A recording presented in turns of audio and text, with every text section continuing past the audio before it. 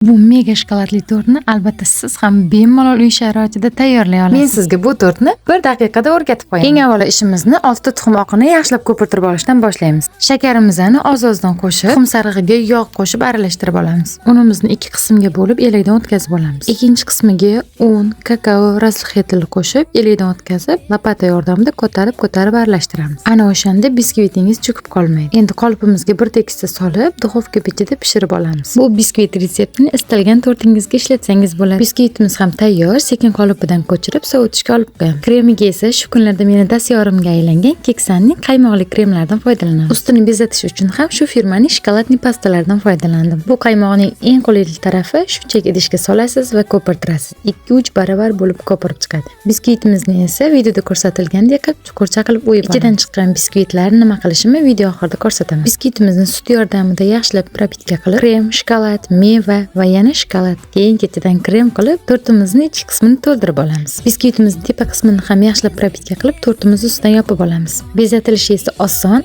ammo qimmat ko'rinish beradi. Tortimiz tayyor, endi muzlatgichga 2-3 soatga yuborsak ham bo'ladi.